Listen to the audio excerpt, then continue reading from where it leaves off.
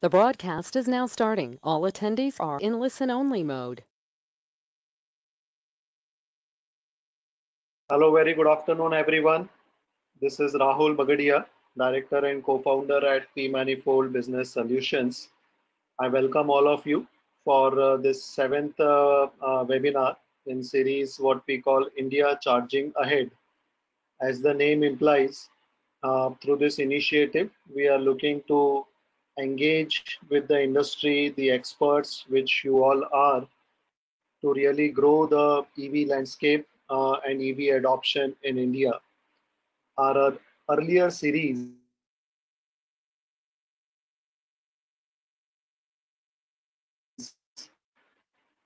in this webinar, we have focused more around the technical and business of segments like three-wheelers, like buses. This topic, I think the team chose to really hit upon the bullseye, like how do we drive sales? How do we drive more EVs?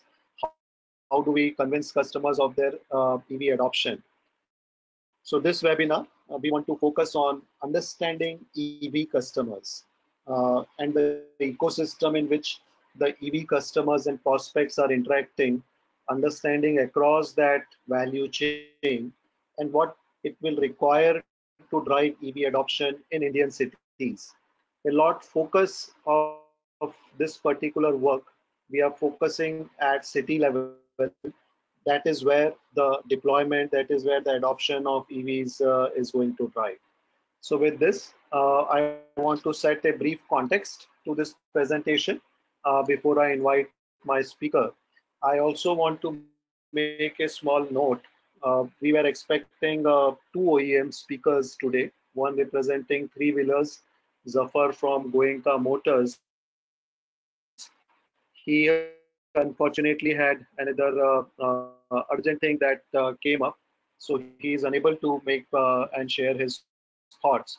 But he has promised to be part of the series and further expand upon this topic. The other speaker, Mr. Arbab from Hero Electric, he got into a family emergency, so he has also requested for deferment. So I promise that we will have more OEM and relevant stakeholder participation in our next topic and extension to this. I still promise that this session with my other colleague and speaker, Ankit Agrawal, who leads EV practice in pManifold, we will ensure that we make it valuable for your time. The study and the insights that Ankit will be presenting shortly is based upon a deep pilot study taken for 10 cities in India, which are also the top metro cities, which are being announced for first phase of public charging deployment. So the insights coming through primary and secondary research is what we will bring to expand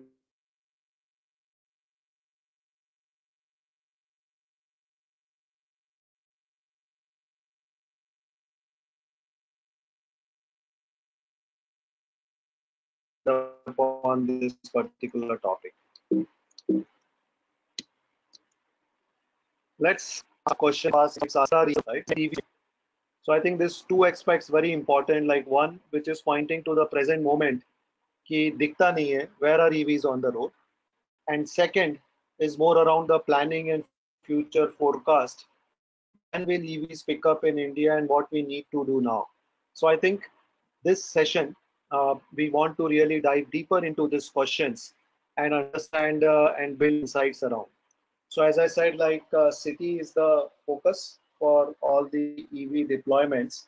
So let's understand like who are the key stakeholders in the city and what are the top questions we are getting from them. So an EV prospect buyer, he is really trying to understand like if and when he should shift to the electric vehicles, right? He is also thinking like if he gets into an electric vehicle, where he will get the charging done.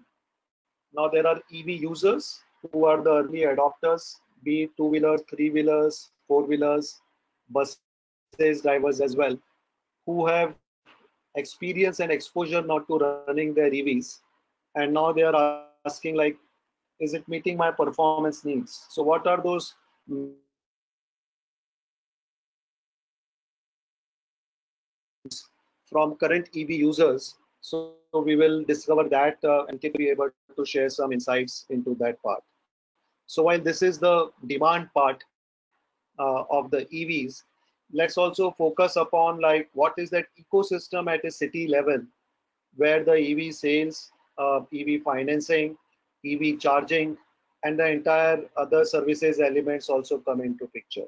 So EV dealers are very important part of this value chain who takes the city risk and are there to make sales and services happen. They are actually the key element which drives the promotion and awareness of the EVs.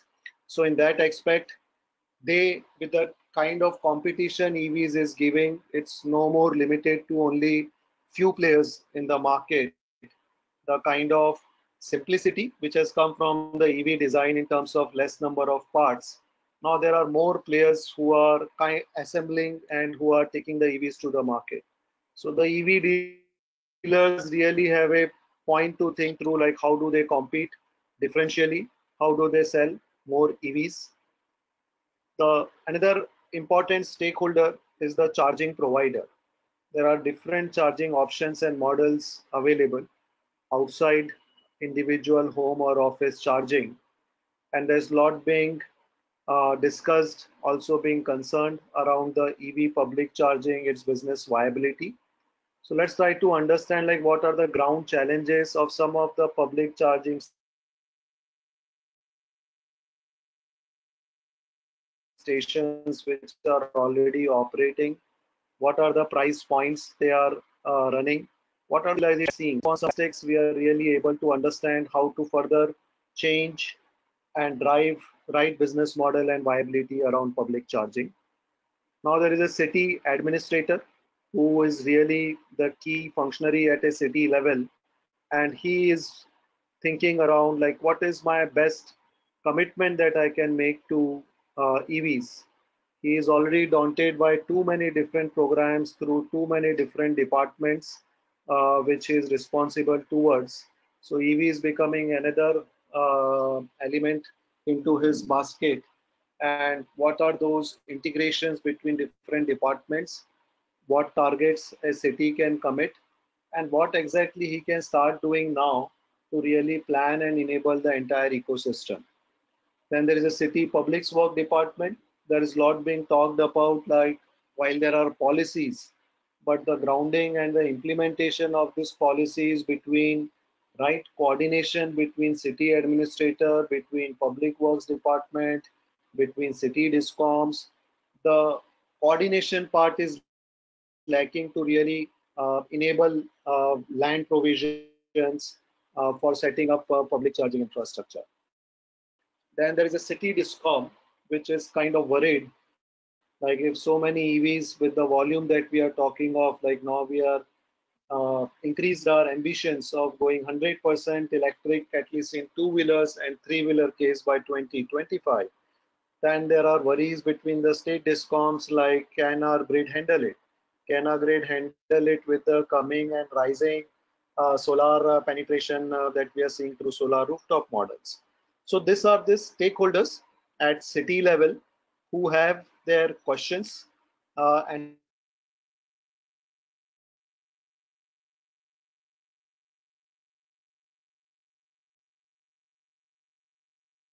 they are rightful questions. Some of them have made daring attempts and got some pilots, got some initial purchase and done. I think as an opportunity happening what across these different stakeholders, and then use it for our planning for 2B, which is over years, how do we plan what EVs could come and what kind of right infrastructure, right protocols,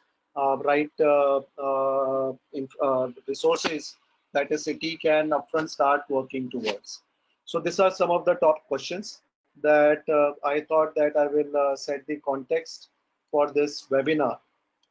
My next slide, some of you may have an opportunity of looking into our knowledge paper, which was last month released. Uh, so in my previous slide, you saw all those different city level stakeholders, right? Which includes DISCOM, city administrators, transport department, dealers, customers. They are forming the end user last mile where the EV adoption is happening. While a lot of our policies and targets are flowing top-down approach, which are rightfully as well, I think the change that we now need to start working upon is to really see the ground deployment, base it on right insights, and then connect it to the right business model that will come through EV OEM suppliers, right financing elements, right infrastructure and service provider for both fleet models, charging infrastructures, and the new technology innovations that we continue need to make. But it is this base which is coming from the city level intelligence that we now need to really improve upon and really connect it to the operations, to the business models, to the policies, and use all this thing to really rightly define and timely achievement of our targets. So I think with a mix of top-down approach at India, I and my team believe that we need to really strengthen our bottom-up approach. My colleague Ankit, who is my fellow speaker, I will now request him to share some of his and pManifold team's work basing of 10 cities pilot that they have undertaken. And let's understand like how they have been able to figure out some of the questions, and definitely a lot more still needs to be learned as the team plan to go pan India. So I request my colleague Ankit to share his thoughts. Ankit,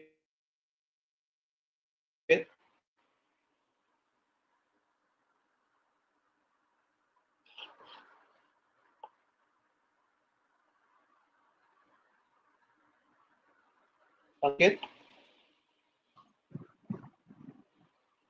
Hello. Yes, Ankit, hi, you are audible. Please continue. Yeah. Thanks, Rahul, for setting the context, and a very warm good afternoon to all the participants joining this webinar. The theme of this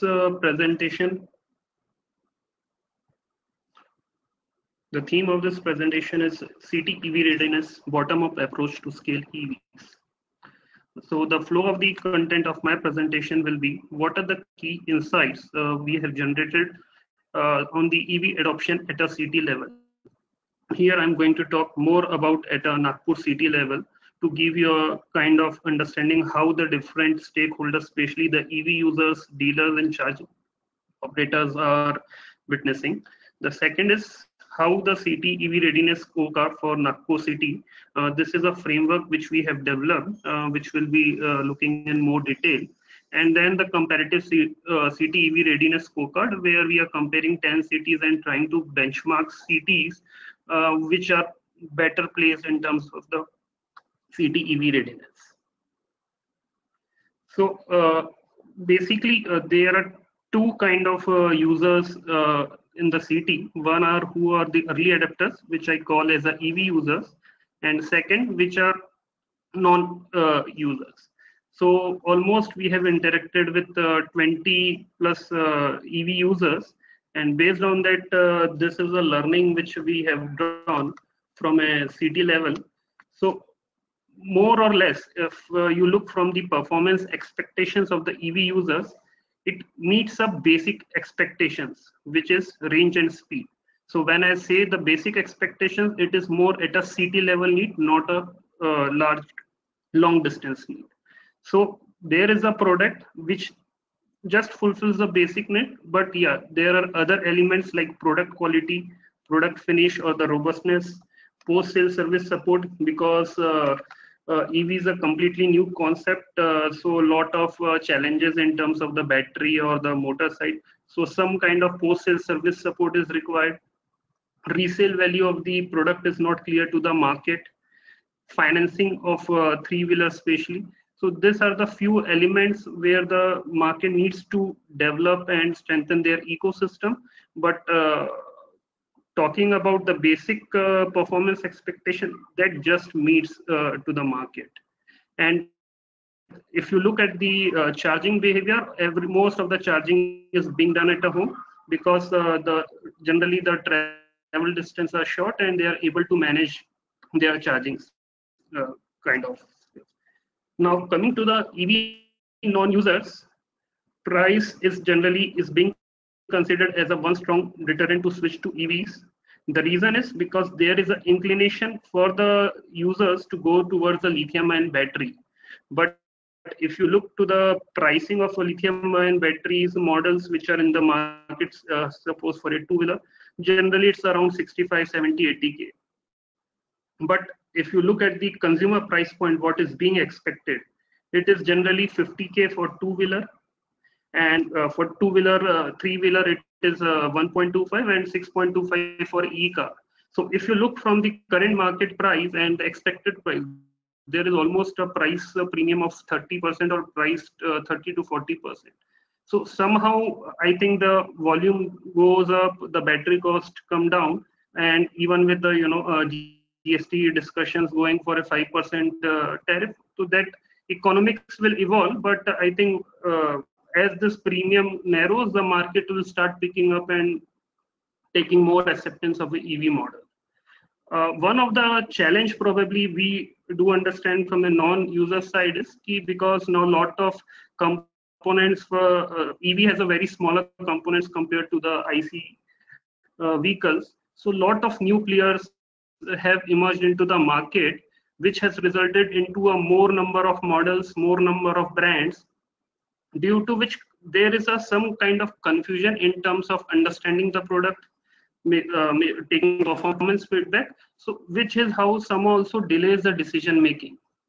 So in order to OEMs to win the market, they have to build a strong brand and then go for a trust win with the customer. So this is a key understanding what we have understood from the users who are already using EVs and the ones which are looking EV as an option in the next couple of years. Now the second, the other set of stakeholders which we have interacted are EV dealers. So in this we interacted with almost 13 EV dealers, which is spread across two-wheeler, three-wheeler and four-wheeler.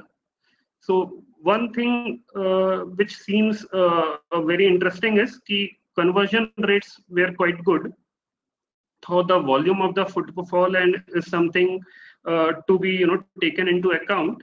But if someone has an interest to buy a EV or is looking to purchase a new vehicle and is considering EV, probably in that case there is an interest because the economics make sense.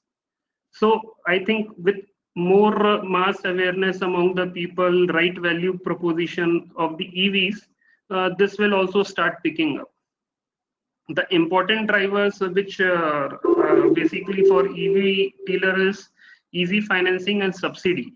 They believe this is two parameters which if managed properly, this will again drive more adoption in the city level.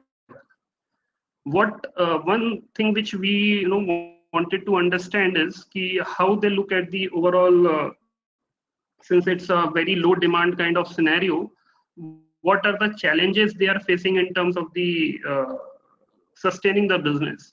So one suggestion which EV dealers are really talking is flexible ordering and payment terms, so that they can control their working capital, because it's a slow growing demand. Another challenge which probably we have seen among the dealer is post-sale service support, because the expansion or the dealer network of a lot of EV OEMs has been so rapid. Probably they are also trying to establish their post-sale services. So it is probably the post-sale service issues are being managed at a local level just to make sure the customer is happy. But there is some kind of gap between the OEM support and the post-sale service received to the EV dealers. So I think that gaps has also to be narrowed down as the system ecosystem evolves at a city level. Charging station operators, if we come to charging station operators, I think identifying a low rental land is definitely a challenge in setting up a public charging infrastructure. So typically at the moment it is more government is taking initiative and setting up at their uh, in, premises, or maybe other parking lots. But I think identifying a good land is going to be a challenge at a city. Utilization of charging station is very low, given again obvious for a small number of EVs, and mostly chargings are going to be home charging. The fleet operators which have been able to have their own strength, like Ola, or have tie-up with direct corporates, they are able to manage their charging station better and has a better utilization. So what business model which is clearly is, if you have a clear-cut demand for your charging for charging EVs, then the charging station operators are able to manage somehow. But if you're looking for a private charging which will come and you're waiting, I think that is not working definitely at the state. So just to reiterate, this whatever the insights we have generated is more from a city Nagpur, which is giving us a different stakeholder views across EV. Now coming to Nagpur, like we have done some forecasting model where we have created a scenario. So the scenario which we have developed is, if new EV sales in India becomes 30%, if 30% new sales shall become EV by 30% across vehicle segment, how the economics of how the demand for EV will evolve. So it comes out like approximately 12% EVs. There will be 12% EVs on road by 2030 if new EV sales become 30%, and approximately 2.8 million vehicles will be on road in Nagpur city. So 2019 numbers, if you consider across 2-3 wheelers, so those are all vetted numbers, and even with resources like RTO, we have this proof key. Those are real numbers of what we have taken into the model. So this is an extensive model where we have developed and projected 3 scenarios today, which is 2019, 25, and 30. Even at the back end, we have all estimated how many vehicles will go out of the road, how many new vehicles will come across different, and based on this, all projection is made. So if we look today, two-wheeler, approximately 2,200 e-two-wheelers are there on road. But if generally, if anyone goes on ground, it's really hard to identify which is a two-wheeler. That's a bigger person. I feel ki one of the reason that EV is not really, people are not able to understand what is EV or who is driving EV, so they can actually cross-check the experience. So by 2030, two-wheeler may be a 0.26 million e-two-wheelers will be on road in a city like Nagpur. Similarly, three-wheeler, it could go up to a 13,500 e-three-wheelers. Four-wheelers, if all really works good, kind of challenges. E-four-wheeler has its own challenges, but I think if those challenges are addressed properly, the demand could be around up to 41,000 kind of four-wheelers. And buses, today there is no buses, but I am very sure that with the need of climate change and all we are talking about, and even government focusing on shared mobility, so buses will also get traction in form of electric vehicles. So by 2030, 970,000 e-buses should be there, a real ecosystem, EV ecosystem, I believe, if it goes forward. Now, if I talk about so we are talking about almost 0.32 million EVs on stock on road by 2030. So what would be the charging pattern at the end of the day? Because that is something very important and from the business point of view. So there is a clear-cut understanding that 93% will be the home charges. I'm talking about the number of charges. I'm not talking about the volume of charging. So 93% will be home charges basically. 5% is something going to be a swapping or public charging range extenders. Office and public could form a 1%. So primarily all the needs will be addressed more at a home charging, which seems to be a trend. Now, a lot of discussion is happening. What is the real impact on the grid? Do we really need a grid upgradation and all? I think pManifold team has done a very extensive exercise on this part, and even a simulation software have been created around those, taking account the feeder and all everything. So what is generally being understood? There won't be a significant or a kind of impact that grids won't be able to handle. But yes, at a local level, some kind of issues may be there in terms of the transformer capacity and all. But the load grid will be able to manage the load which is going to come from EV. So what is expected? Like 840 MVA, basically a total peak load will be, which is like EVs contributing almost 16%, and the electricity consumption because of EVs is expected to be 9% approximately. So this is by 2030, provided all these numbers and the ecosystem we achieve the target. And so this is going to give more opportunity where we are talking about lithium-ion batteries.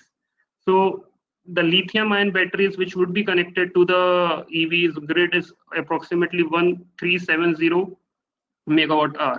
It's a big amount. So this is, just imagine, this is only for one city we are talking about, a city of size Nagpur. So multiply whatever the numbers you have in mind. So that is the big lithium-ion battery market is going to be. For that, even 70% is going to be integrated with the EVs, and 30% more in the form of range extenders and battery swappers.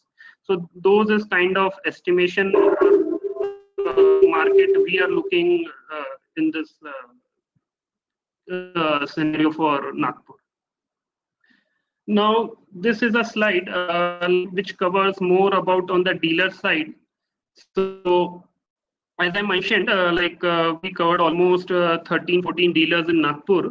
So two-wheeler, three-wheeler, and four-wheeler. So the first we talked about which brands we covered. So we covered Hero, Okinawa, Electrovils, Ampere, Raptor, Yo Bikes in two-wheeler. For three-wheeler, we covered Loya, Maruti, Yatri, Simba, and Mahindra Green Kinetic. And in e-four-wheeler, it's Mahindra. So in two-wheeler and three-wheeler, it's clear that footfall to sales conversion is on higher. It is around 15 to 20%. Again, the base number or the volumes are low, but it's a decent traction, I would say. Four-wheeler is something hard to comment how that evolved, but it's a very tough market at the moment. And if we look on the model mix, whether it's a lithium or whether it's a lead, so most of the sales or the mix is in bias towards lead so far. The lithium ion market is yet to catch up, probably because of the price. So in two-wheelers, it's basically 6% is only lithium, and in three-wheeler, it's only 5 to only. So it's, but on a safer side to say, it's less than 10%. The lithium-ion battery models are being sold. So, but I think this scenario, maybe in after 2 years, the scenario will change drastically because of the technology and government focus and subsidy coming into the picture.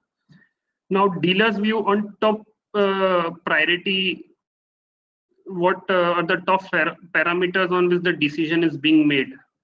So I think two-wheeler, three-wheeler range is important, but in four-wheeler, the price becomes a first factor because there's a big upfront investment, almost of 8 to 10 lakhs, especially for EV. So I think that's a one change in trend, I would say, how this two-wheeler and three-wheeler.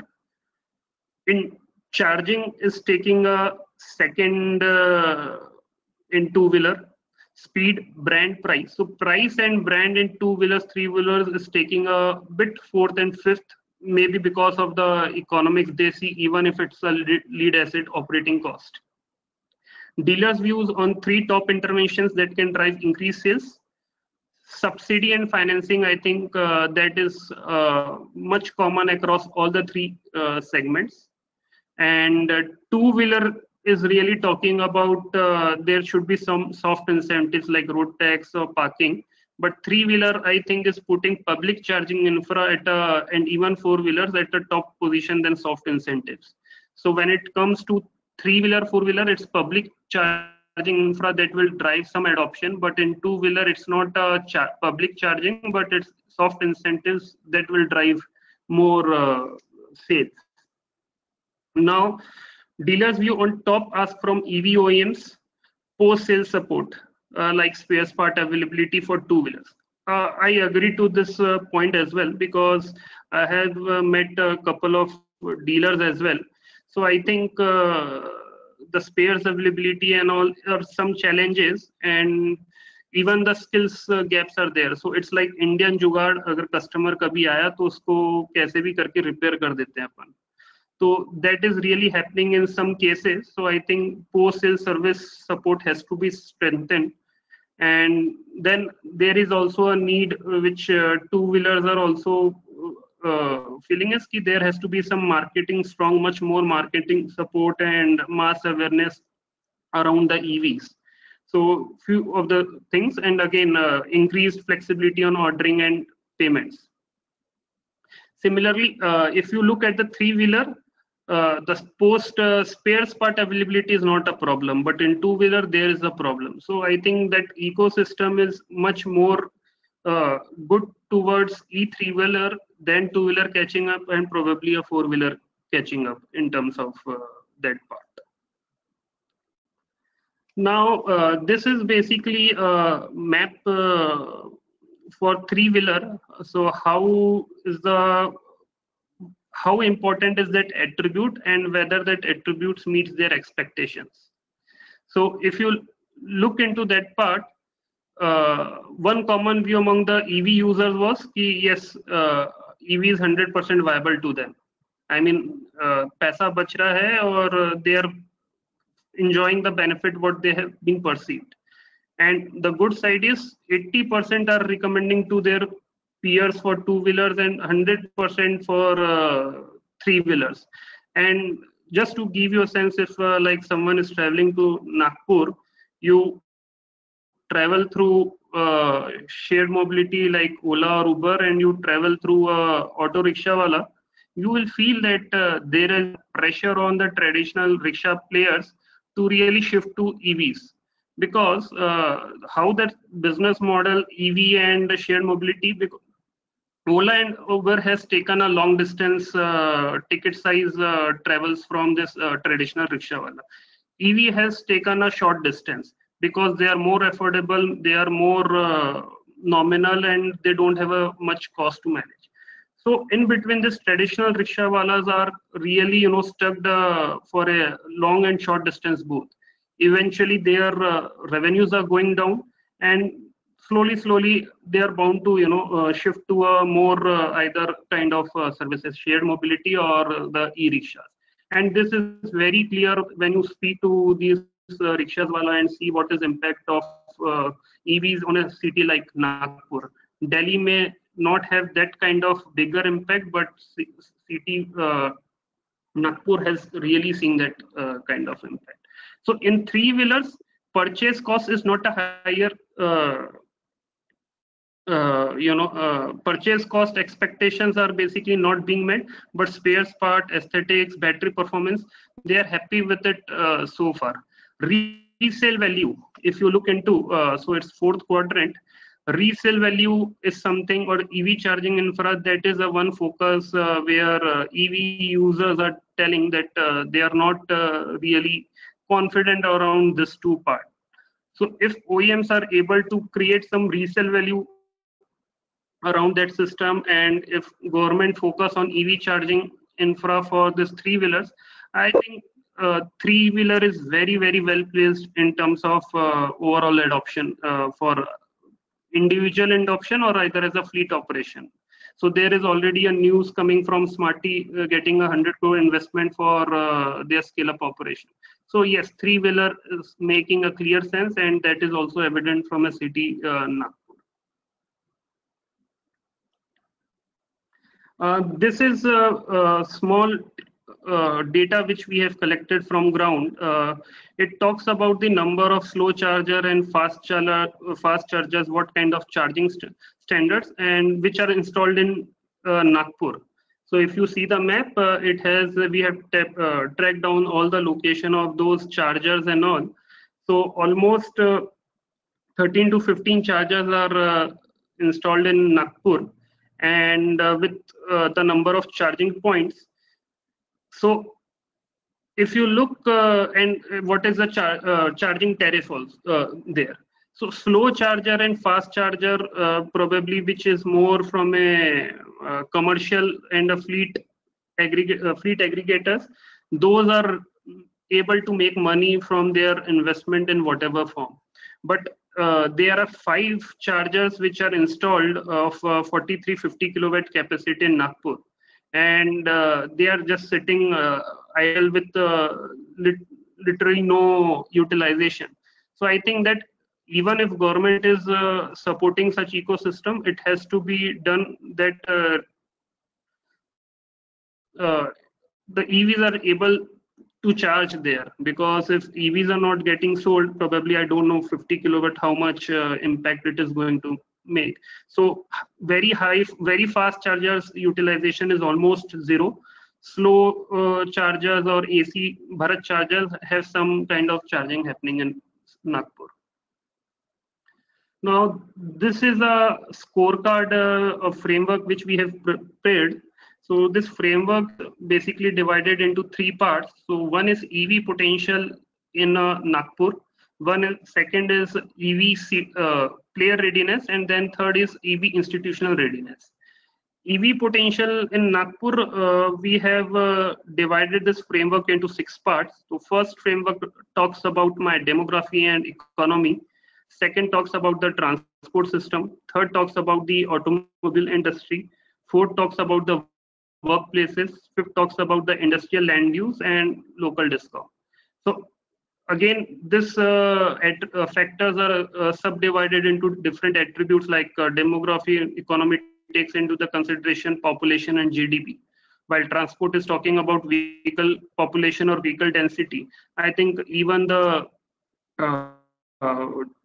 EOI which was released in a few days ago for 1000 charging infra, it talks similar about the charging vehicular density in a city.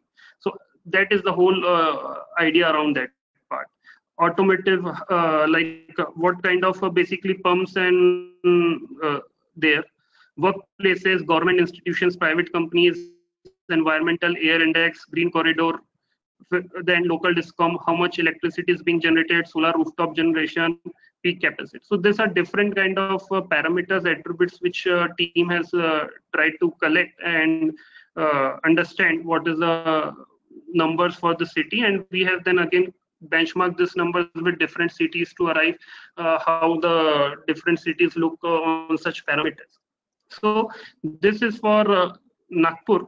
So if you look number of two-wheeler per 1000 population, that has a higher, better placed in Nagpur, like among all the parameters which we are studying. Similarly, if we look at overall air quality index, we are okay in that part. And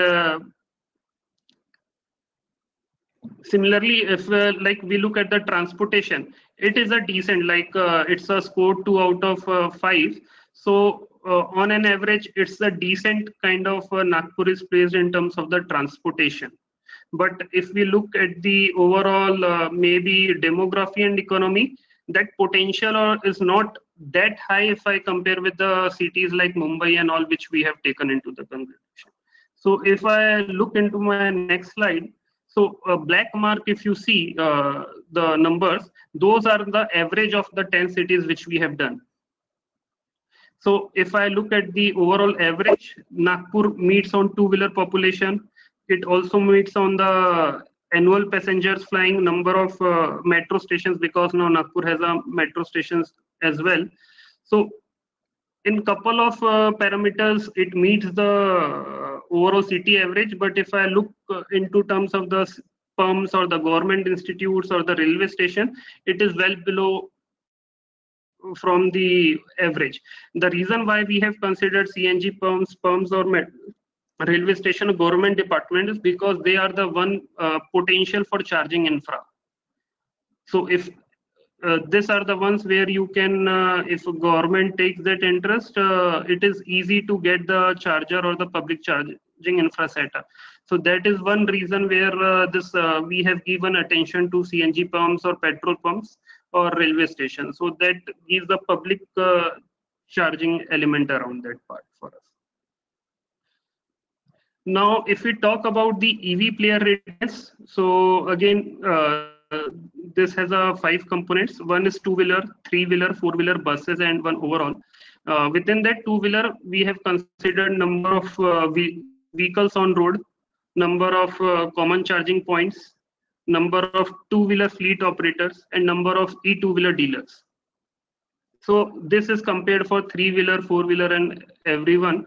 So if we look into the number of three-wheeler fleet operators, basically, Nagpur scores good in that part. Similarly, if I look into the three-wheeler dealers, it is a score of 2 out of 5. Now, if I just go and try to compare it with the average, so three-wheeler operation and adoption seems to be good in a city like Nagpur overall, and even four-wheeler fleet operation scores good because of the Ola electric vehicle service, obviously. But if I look into the two-wheeler segment, Nagpur is not doing that good compared to the other cities. It's the average score which we are getting is around 2, but Nagpur scores almost 1. So in two-wheeler, certainly we are not catching up. But in three-wheeler, if we see, yes, we are good in some cases and we are lagging in some cases. Similarly, if I look into the buses, probably we are not again lagging in almost all the parameters. So that is the EV player readiness or EV ecosystem in Nagpur. Now, institutional readiness.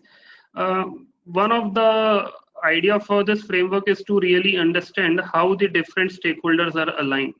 So first factor which we have considered is political leadership and alignment. Second is state policies and support.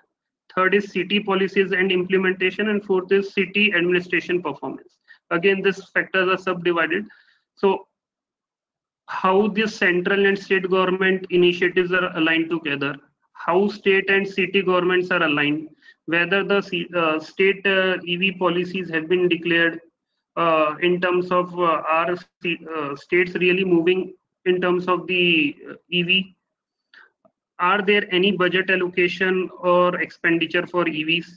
Are states defined or a special tariffs? So these are the different elements we are talking about. So how good is city financial corporation financial performance? Because we are talking about providing a fiscal or non-fiscal incentive. So in order to provide any incentive from the city municipal, they need to have some good financial ability. That is also we are trying to rate that part. Are they really capable to offer any kind of incentive? Any municipal has announced any fee rebate or any kind of policy. So we are trying to map on those numbers, and when we compare it with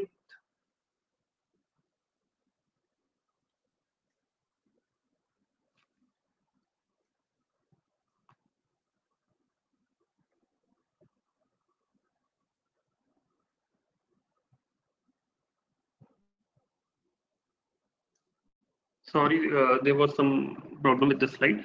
So now similarly, if we look at the overall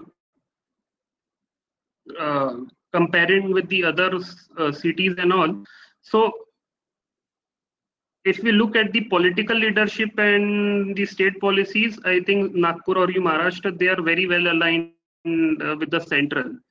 But if we look at the overall, maybe the progress we are able to make, that is not good compared to the other states. It is maybe because of the bigger metros we have targeted. Now this is a CT comparative score where just we have tried to show you some heat map around that part. So what we discussed is for Nagpur, but now we are talking for different cities as well. So if you look population, definitely Mumbai scores GDP. But if you look number of two-wheeler population per thousand, Mumbai, if you talk on a per thousand, it scores low, and Chennai scores high. That is something that because when you do a vehicle density, the factors plays a bigger role out there. Similarly, if you look at the overall air quality index, Delhi and Kolkata are on a higher side. If you look at the peak capacity, the existing local discoms are able to manage. Delhi, Bangalore, and Mumbai are on a higher side. So similarly, number of CNG pumps or petrol pumps, if you look, Kolkata are having a better large number of petrol pumps per 9 square kilometers compared to the other cities. Similarly, Pune scores in CNG pumps. So these are the different factors which we have tried to compare and compare with the other cities and covered in our study. Similarly, if I look into the CT comparative score, EV player readiness, similarly, if it will give key Delhi, if you look, Delhi really has an edge because of the pollution problem everyone is talking about. The focus, either you talk about two-wheeler on road and all everything, they really leads the show. They are way ahead in terms of the implementation and other thing.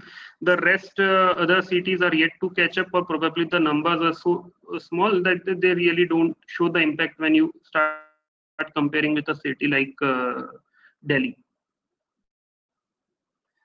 Similarly, for institutional readiness, we have done the similar exercise for other cities where we have looked at the overall the alignment of political leadership, state policies, and everything. Now, if you look at this overall city comparative chart, I think Delhi is fairly doing good. Probably seems to have a better potential. Mumbai, Chennai, Bangalore then ranks better, and Nagpur, Kolkata are really not at the top priority the way it has to be. So what city should do, I think the awareness around the EV value proposition has to be established either by the government or by the dealer or something, because the value proposition is already there in the market. It's just getting the right communication for the EV adoption is important in India. And definitely the corporations or municipal has to take lead in promoting those through maybe by integrating their existing campaigns with the benefits of EVs and all. It is not about promoting a vehicle or any brand, but it is more about how we address the city issues. Either we wait any city to become a city like Delhi, which becomes highly polluted, or we take action today and ensure we have a sustainable transport at a city level. So I hand over my this discussion to Rahul, and he may talk about more our initiative on this aspect. Thank you, Rahul. Ankit, I think it was a very wonderful presentation, Ankit, you made. and lot of insights that you and your team worked on it. I also want to briefly tell to the audience that pManifold has just launched and published its report, some insights of which Ankit was sharing on the city level EV readiness scorecard that Ankit was talking. And it has been developed for 10 cities currently. So this report is available. If any one of you would want to dive into more details of it,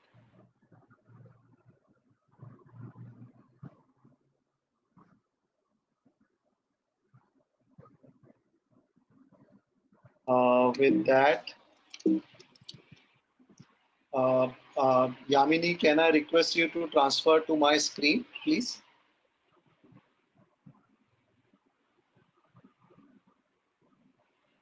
Yamini.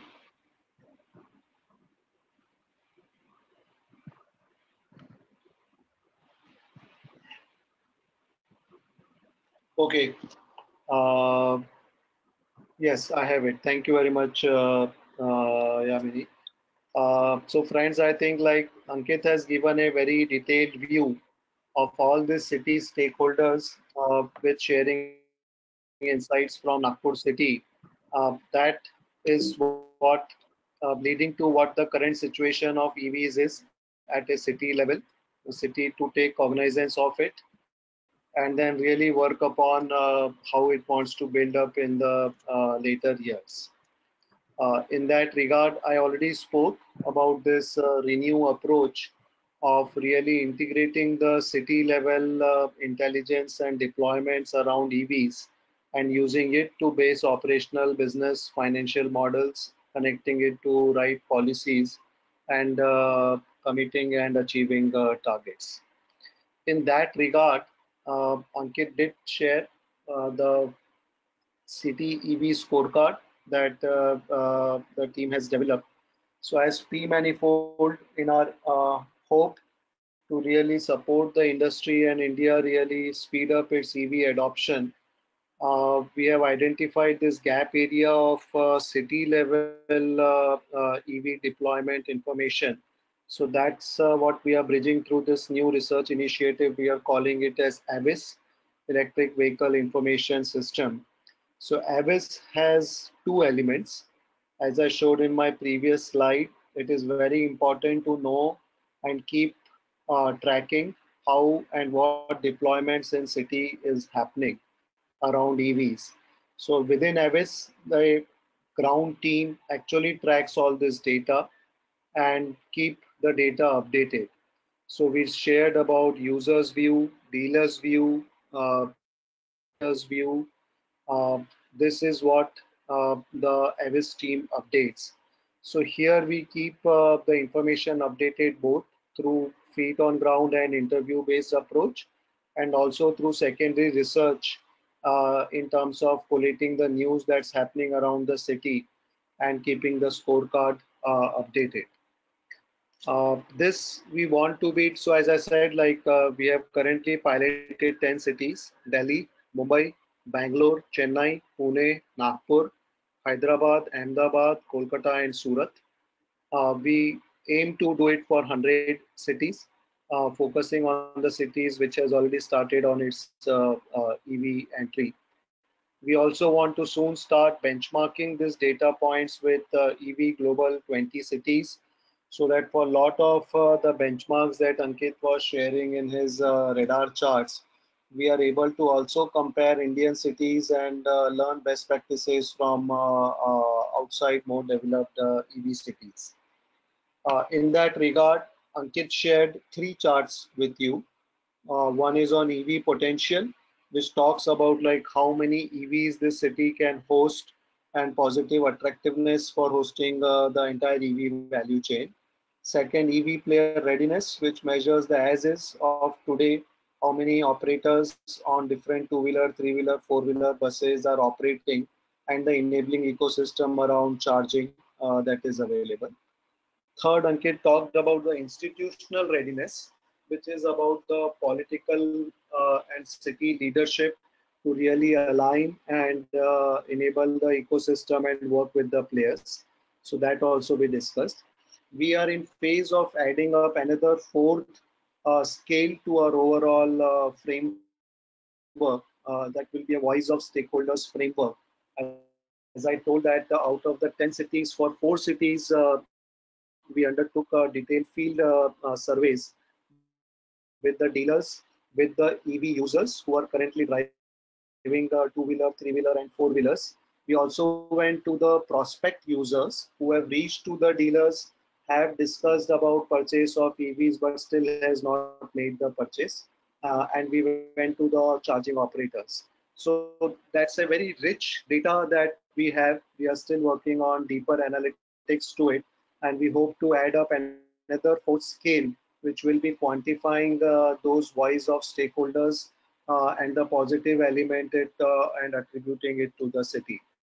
So I think between these 4 scales, I think there is a lot high level analytics which really can help to understand and measure how our cities are doing on EVs, also create a positive competition between the cities, and of course to help businesses to really plan and selection of cities for their initiatives and rollouts.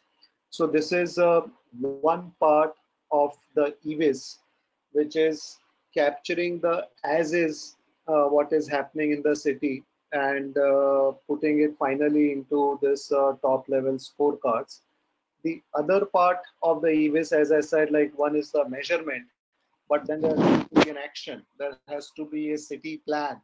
So this is what we are doing in the second element of EVIS, where we want to use this data point of as is capture, understand the EV demand that the city can pose. So Ankit shared the Nagpur forecast model. We have built a very detailed level of modeling for the EVs uptake across different vehicle segments, across years, and across different business models between public charging versus other form of charging, including battery swapping. So that's the demand assessment part of the city that needs to be planned well, and at least for next 5 to 10 years time horizon. Then depending on this demand forecast, the city characteristics, its current drive, we are able to assess what kind of charging systems between home office charging, between dedicated fleet charging, between public charging, between swapping model, within swapping, full swapping versus partial fixed range swapping. So all this charging characterization to really meet that EV demand and city consumer behaviors that we do in the second element, which is EV charging assessment. So the output of this thing will be telling you how many number of chargers, slow, fast, what model of chargers, what their C rates is, what needs to happen to really meet the EV demand that the city will see. And while we do this, we also understand the impact of it coming onto the grid. We have developed a detailed model of it, and also able to ensure that what charging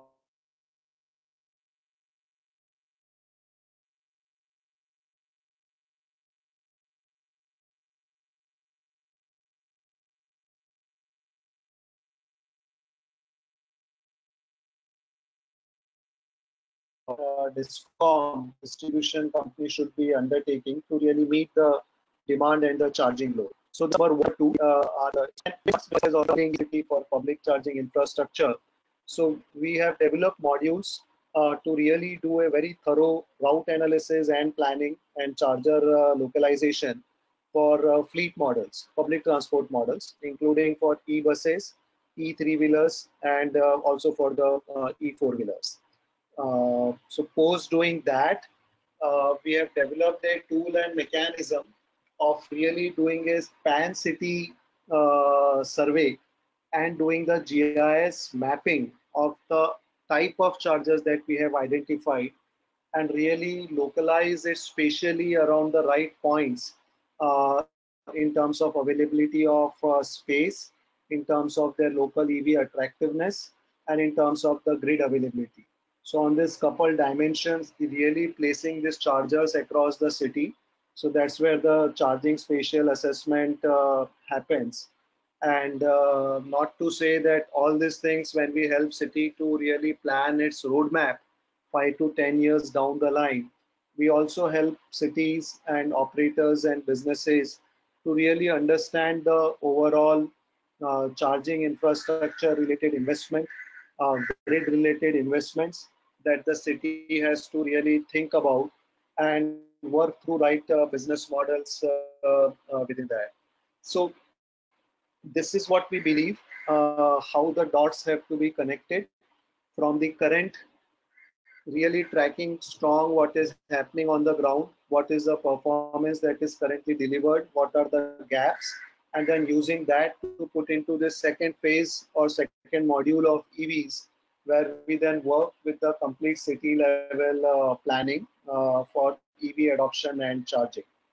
So we really hope that with this approach, the the industry in India can really take a leap in meeting its targets for EV adoption and showing more EVs on the ground.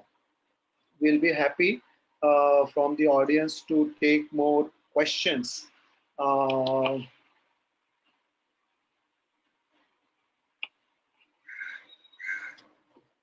Yamini here, feel free to help me as well in terms of reading the questions which has started coming to from the audience.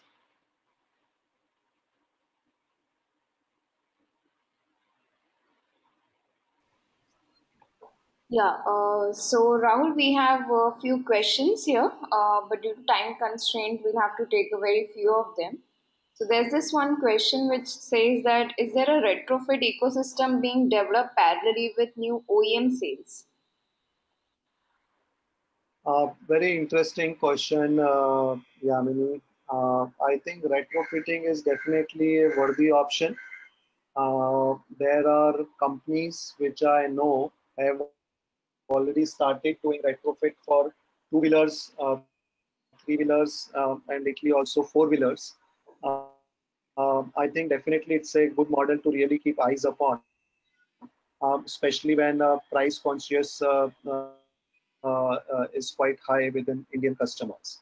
How city can and state in terms of their policies can support retrofitting EV models, I think that needs to be looked into. But I think, yes, it's a good candidate, and there has to be some support in terms of extending some right subsidies and other elements that could be looked into to provision to the retrofitting model. I think these are all part of the overall scale up value chain. And I am assuming and hoping that in next 2 3 years, this retrofitting industry becomes big. Okay, Ankit, would you want to add your Ankit, you thought? have any point of view?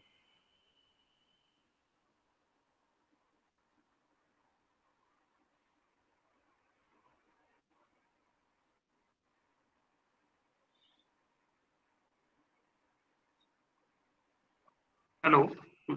Yeah, so I think retrofitting is definitely a people are looking because the way government is enforcing that by 2023 or 2025, a two-wheeler or three-wheeler has to be a new sales, all has to be a electric vehicle.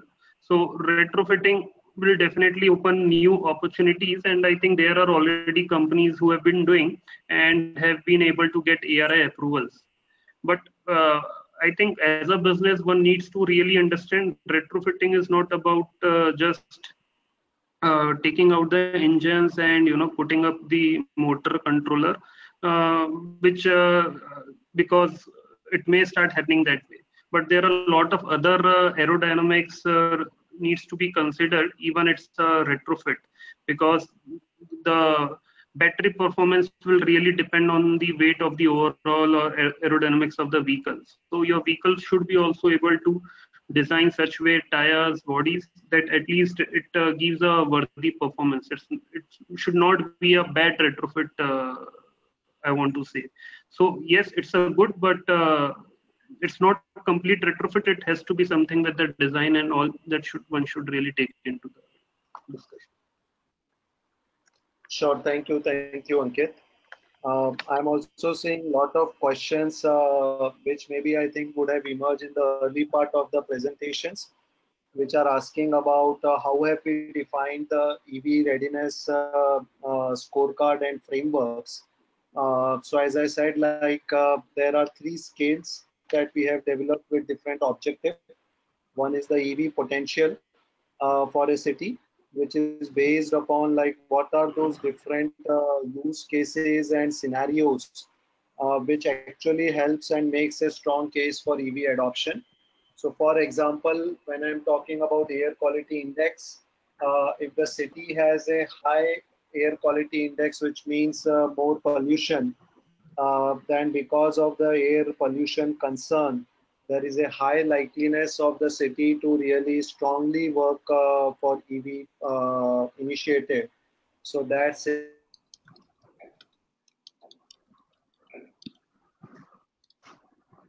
with high air quality index, which means more polluting city, that index the details are available.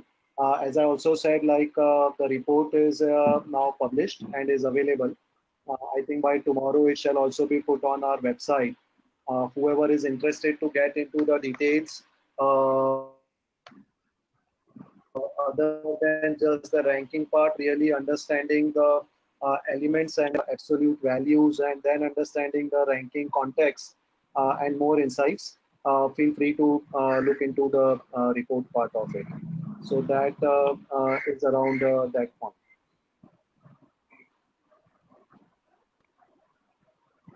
I also, as I said, like we missed our two valuable speakers from the OEMs in today's presentation, but we will get back with them as plus other more OEMs to really share their perspective and challenges of taking their products and setting up a strong supply chain to really service the customers well in this space.